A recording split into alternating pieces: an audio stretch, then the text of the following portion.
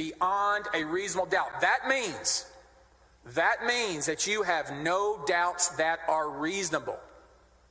No doubts. That is an incredibly high burden. Can you imagine if we were in any criminal court in the United States that this case would not have already been dismissed based on what we've heard from this witness stand? This case would not even, we would not be in final argument. This case would be over. But this is not a criminal trial.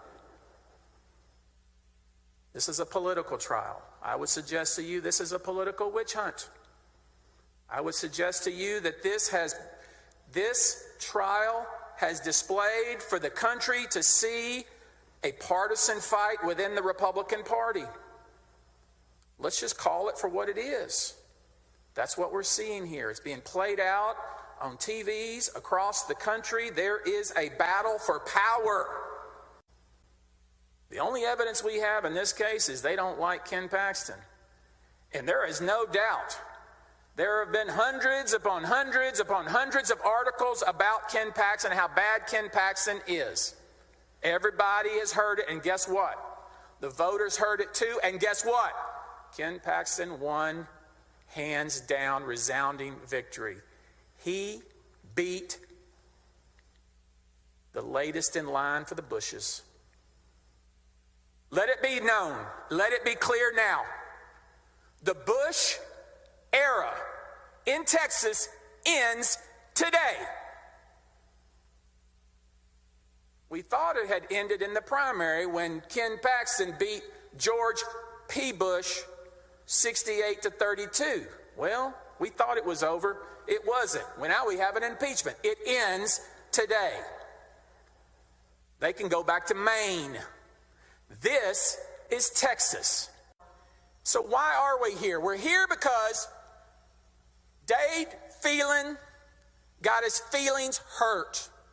He was so drunk handling the House business, knowing full well that they had no evidence to support an impeachment and they hadn't done their homework.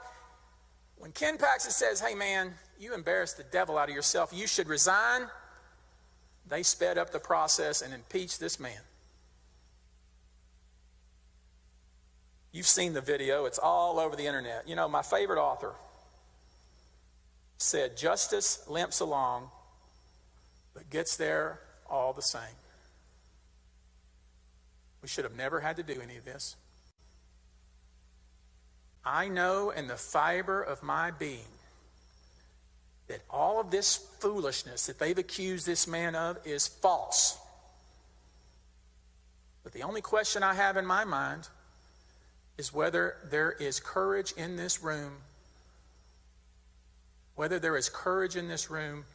to vote the way you know the evidence requires.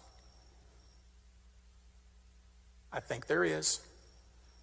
I hope there is. I pray there is. I'm asking you to agree with the 4.2 million Texans who put this man in office as Attorney General, to put this man back to work